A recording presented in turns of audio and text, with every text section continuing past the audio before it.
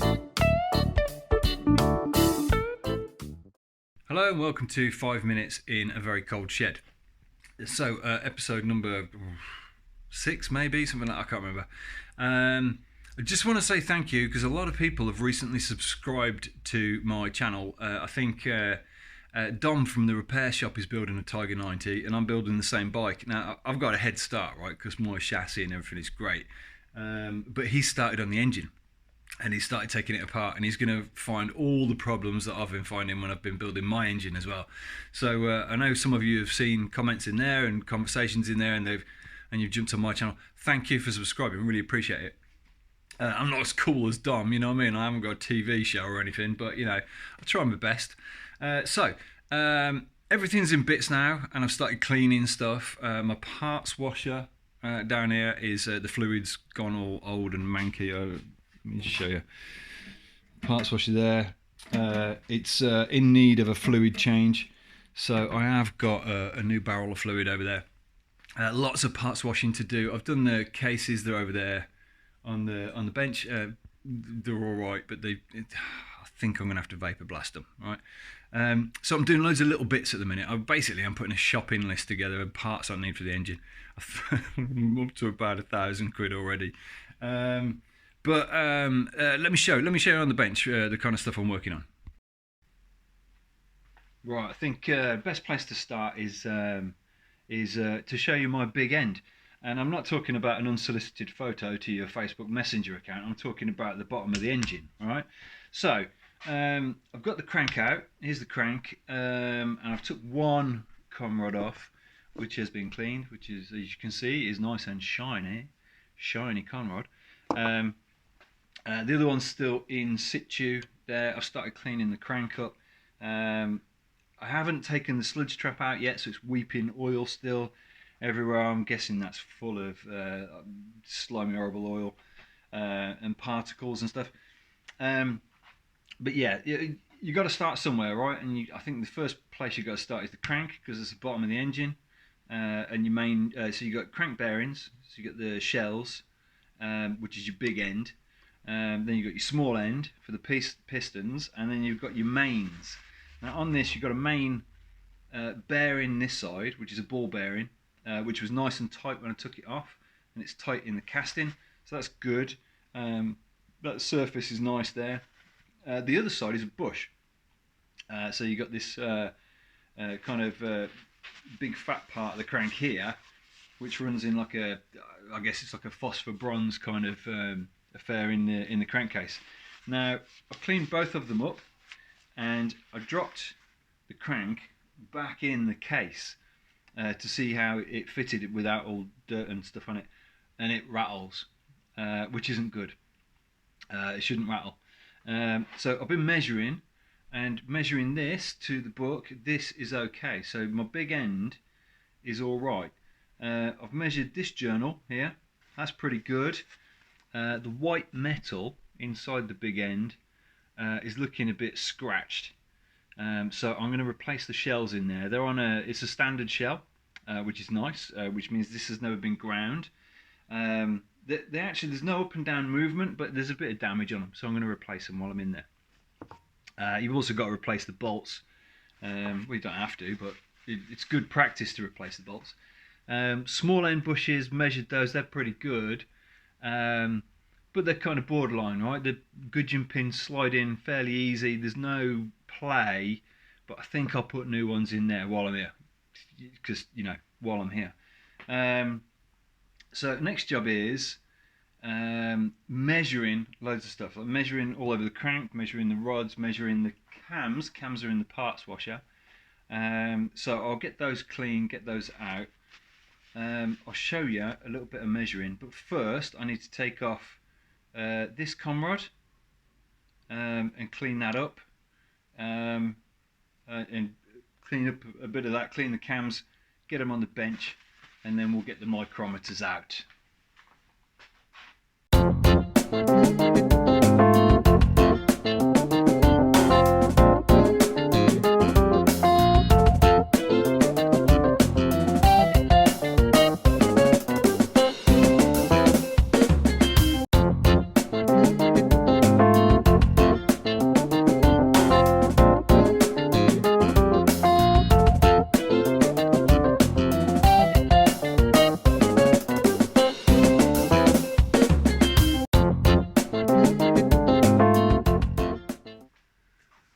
Okay, so clean bits on the bench, and you may notice, right, that I have these con rods.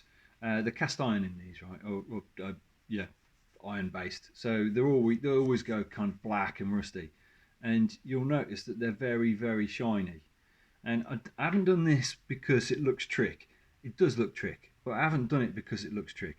The reason that I've got these all nice and shiny is because if you brush them up on a bit of Scotch Brite to make it go down to the base metal, you can see if there's any micro fractures appearing or any cracks anywhere. Because if there's any cracks, obviously they're junk, and you want to be looking for cracks around all the bearings. And you know, with it all brushed like this, you can see if anything started to crack. If you leave them dirty, you can't see that. Same with the cams. I've given them a good brush, not the bearing faces because I want to inspect those, but you know, the shafts and everything, just to check that there's nothing nasty about to happen to them, because you know, you need to know these things, right?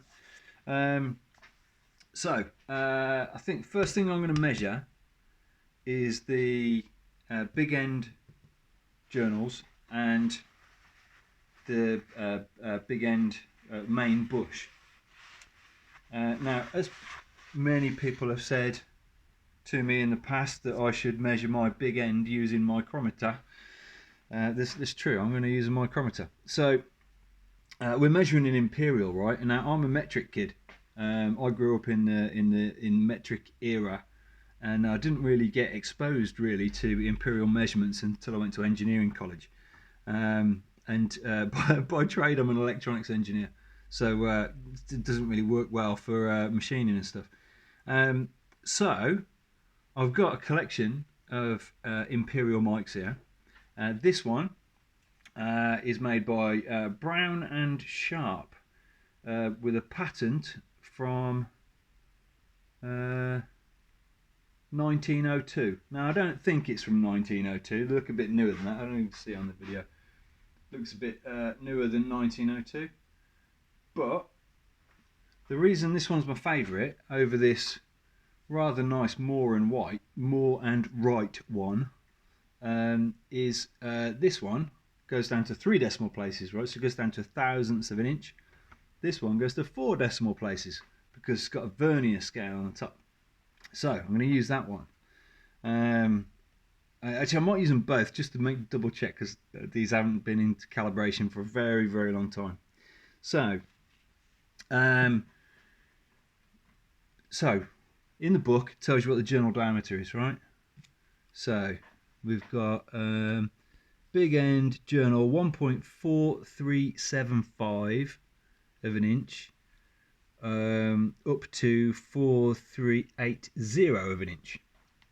Alright, so that's the tolerance we've got to meet. Alright, so I've got to measure 1 inch, 4 tenths, 300, 7 thousandths, and 5 tens of thousandths of an inch. Alright, going by this very tiny little scale here that I can't read because my eyes are so bad, so I've got my little magnifying glass here.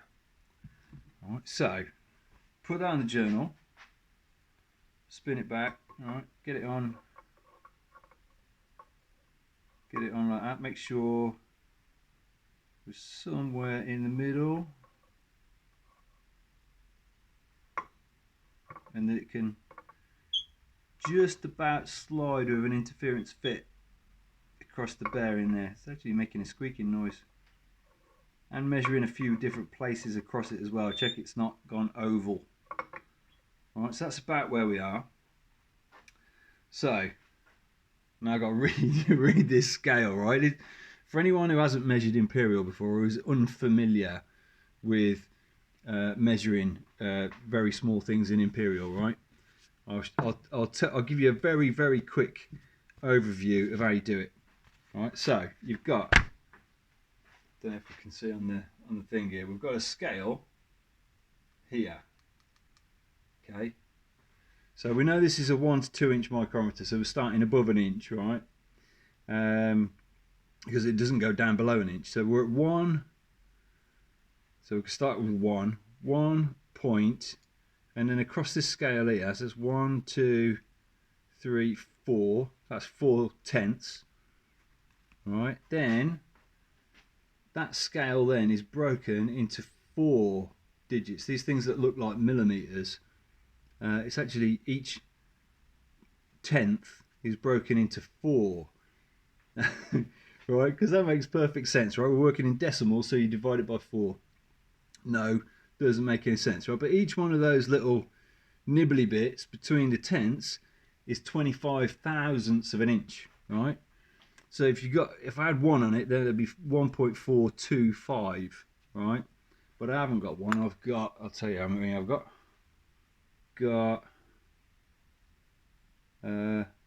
What about just over 1? So we've got 25 thou. All right, so that's 25 thou there. But it's over that, all right? So then you move over to the thimble scale here, which is thousandths of an inch. And we're on 1,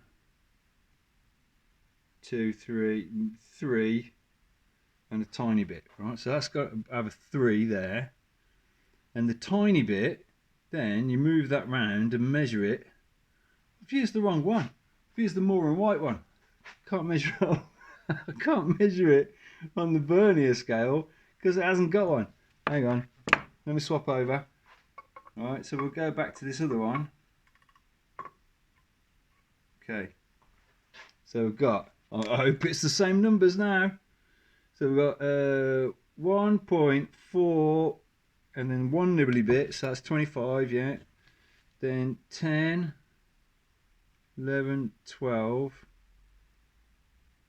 and roughly a half. So that'll be not 13, 12.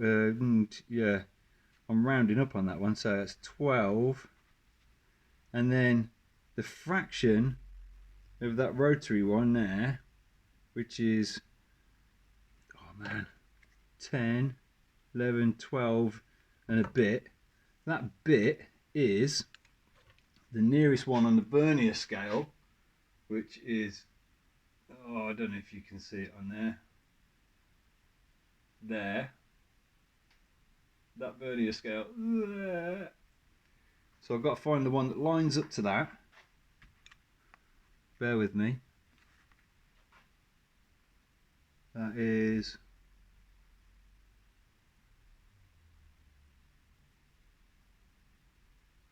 20. So, which is 5. Hang on. Could possibly be 4. No, 5. So I'm adding 5 on the end. Right, so I've got 5, 7, 3, 4, decimal point and an inch. 1.4375. That's not right, is it? That 5. Yeah, that's right. 4 decimal places, yeah.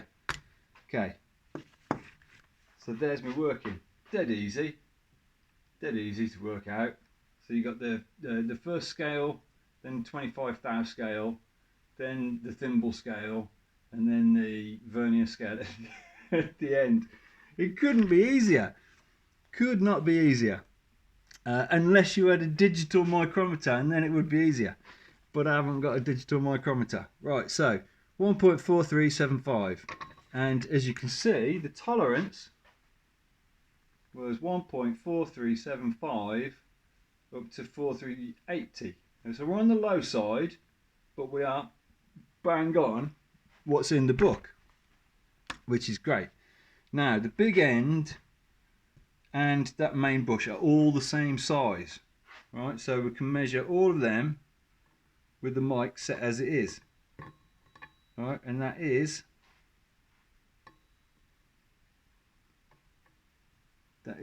feeling all of those journals, which is nice, which means the big end is all super duper good, which is nice. It means I haven't got to have it reground, which means I haven't got to put oversized shells in, so I can buy standard shells to put on the conrods to replace these white metal shells in the conrods. So that gives us big end conrods coming up. Then you run the small ends, and the small ends I can measure the gudgeon pins, but I haven't got anything to measure the inside of the small ends. You can use vernier calipers, but they're not the most accurate thing really for doing an internal measurement. I mean, they're okay. Small end, connecting rods, big end, gudgeon pin. Hang on, looking at the Tiger 100. Got to go over to Tiger 90. Small end, connecting rod. Pistons. Gudgeon pin hole diameter 0.5618. And we're on. I don't know if you can see this.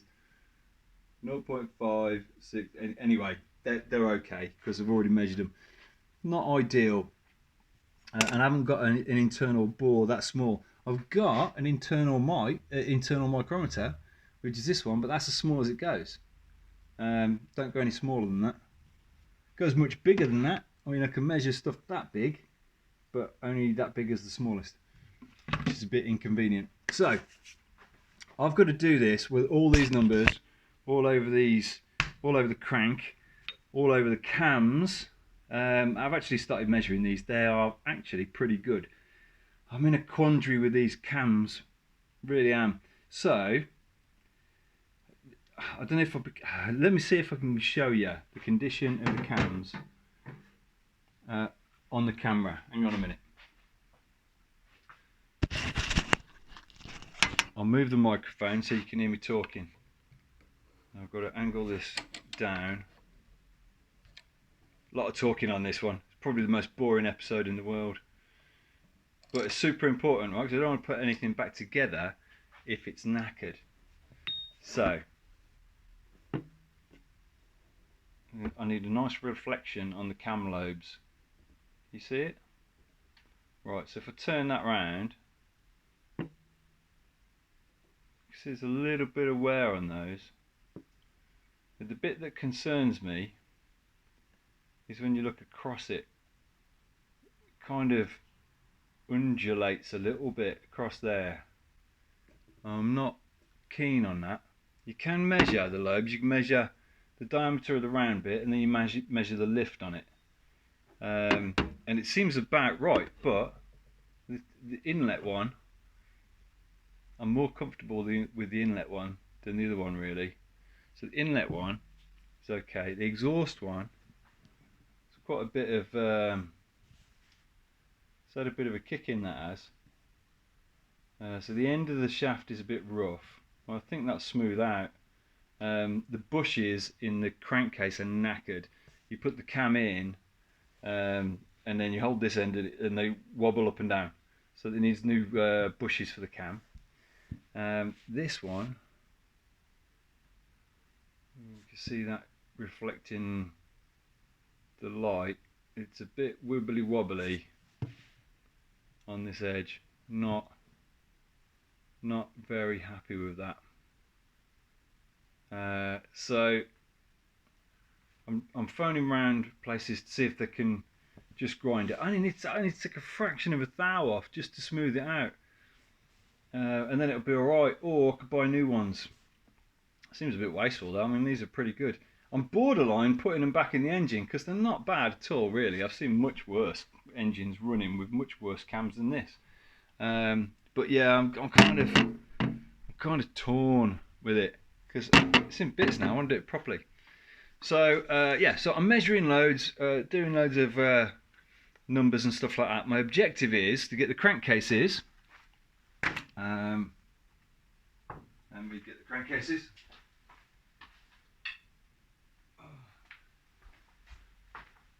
These are the crankcases.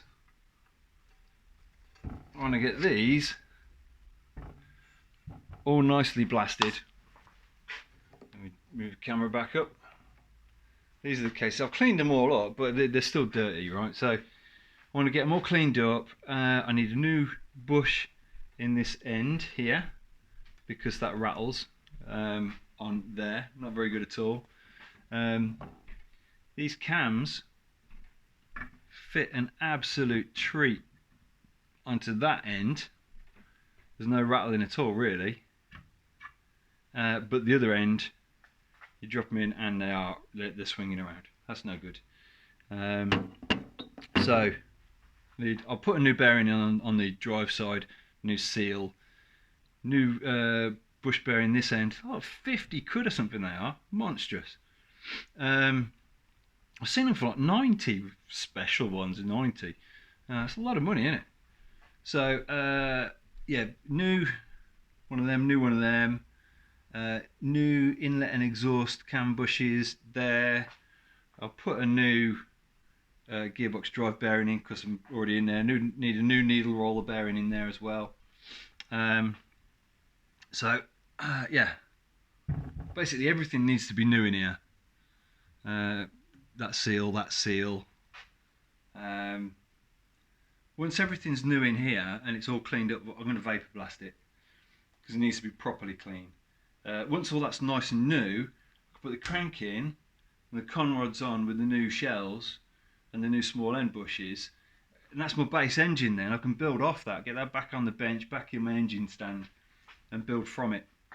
So this is the main bit. It's the main bit you got to get right. You can't mess around with this. It's very rare you get down into here. So yeah, big job. Won't do it properly. So that's what I'm trying to achieve. But the only thing I've got left to do while it's apart is the sludge trap. Let me just take this out and show you. Oh, I didn't want to do that. Right, so the sludge trap is a centrifuge, and that centrifuge sits in. Can you see that? Yeah. That centrifuge sits in the middle of the big end here. Right? It's like a tube that goes through. The oil blows through it. As it spins round, it catches any crap that's in there, right? Genius idea. It's in Jaguar V8 engines as well, from the old Jaguar S-type days and stuff like that. 2.5 litre V8, don't know if you remember those. Edward Turner design. But what it means is you have to split the crankcase to clean it out. It's not. It is serviceable, but it's not serviceable, if you know what I mean. So no one ever cleans it. People get down to the short engine and then they go, you know what I'll do, the crank goes round okay, be fine. I'll just change the valve guides, whatever. This is the core part of the engine, right? This is the big heavy bit. You've got to get it right. And this really affects your oiling. And if your sludge trap is dirty and you start using modern detergent oils, it can dissolve the crap that's in it and introduce it to your engine. And then you end up with bushes like mine and knackered. So really important to do. So there's a screw there on the end, which is a nightmare to get out. You see a little dimple there, which is centre punched in to stop it spinning out and eating your crank as you're riding along. So I've got to drill that out. Be very careful not to remove too much mass from this metal part of the crank. Unscrew that, pull the tube out, which is a bit of a challenge in itself. The tube is retained with this bolt here, which goes straight through and like a little nibbly bit on the end and into a hole in the tube. So usually I take that bolt out, I get an old spoke off of a wheel, put it in, hook it into the hole, and then use a slide hammer on the spoke, and that usually pulls it out. Some people like to put a tap in, bite it, pull it out of the tap. Various ways of doing it. So I think I'm going to have a crack at doing that. I might have a crack at doing that now, I think. Yeah, why not? Let's see how far we can get. Cue the music.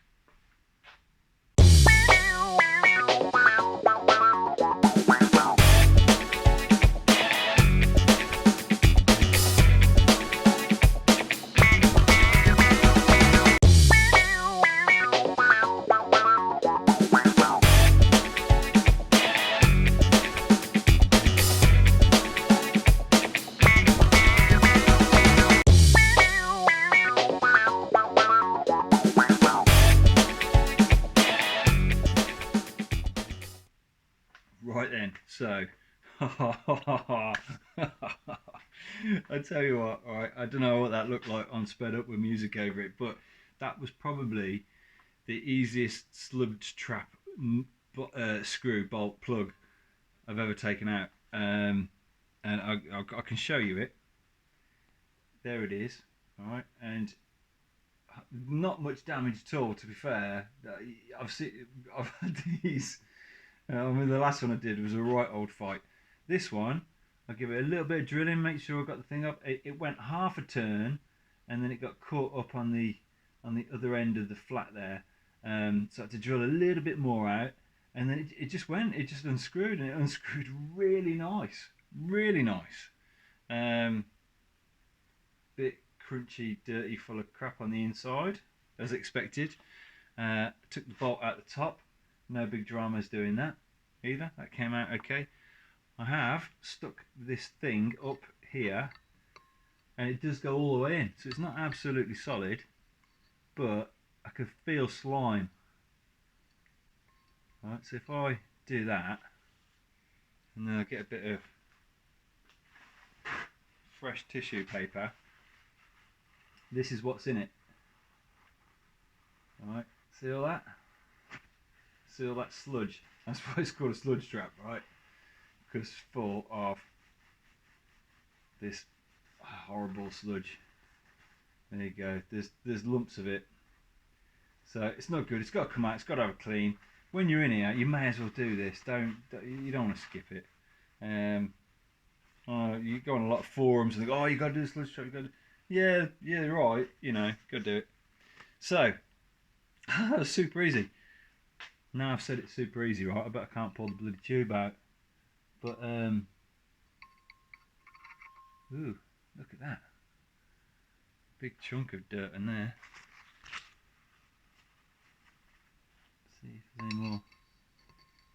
Oh yeah, there it is. Oh, I saw it at the top. Look, there we are. There's the sludge that's got to come out of it. There. That looks loose.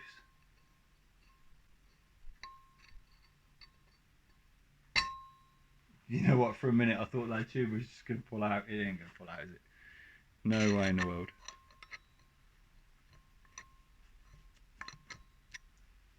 No. I'm going to have to find an old spoke and do my spokey dokey trick. Time's cracking on now, but I want to get it out. Yeah, let's put the music on. I'll see if I find a spoke and we'll do it. Okay, so it's getting up at 10 o'clock at night, right? So I'm going to call it a day and go and drink some rum. But yeah, as you can see, that's open, nice, and inside there, the bolt is out. The plug and the bolt are out, which is great. So I just need a spoke, but I can't find a spoke. I know I had one because I've done it before. It was a couple of years ago, don't know where it is. So with the magic of television, I'll be back tomorrow, which for you will be in a minute, and we'll see if we can pull that tube out. I wonder if I don't know if I've got a tap. I might have a tap, you know. Hang on. Hang on a minute. I don't know if I've got a tap that's big enough. No, I don't think that's big enough. If anyone wants to come around and organise my tap drawer, they can.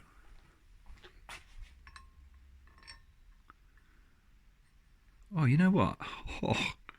You know what? That might go in. It might go in.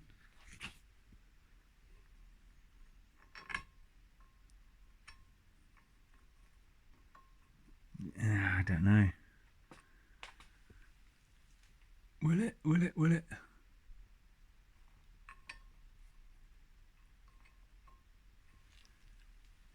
I'm going to see if it'll bite. Hang on.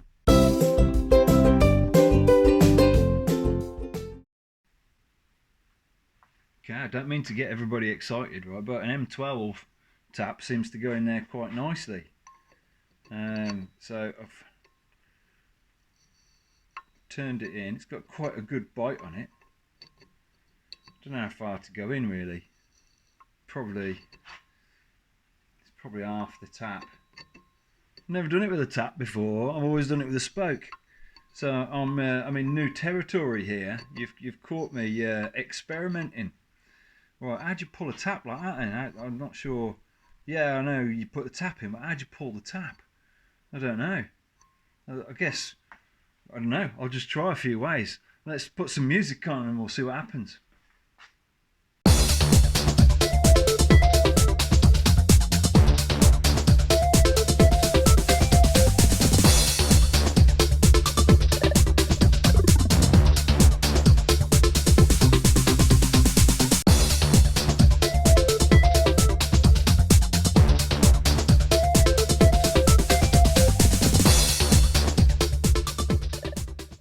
Well, there you go, folks. I mean, you know, every day is a school day. I know people had said, oh, you know, use a tap method. I never had a tap big enough. Now I have got a tap big enough. This M12 by 1.25mm pitch or whatever it is. You know, kind of metrical one. It kind of went in, and I tapped it probably went in about halfway. So cut the thread about half the length of the tap there, and so then I was trying to pull the tap and I couldn't get a grip on it. And then I thought, well, I'll get a bolt, right? So I've got plenty of metric bolts. So I've got an M12 by 1.25 pitch bolt, and I screwed it into the hole that I tapped. And then I kept going, and it jammed.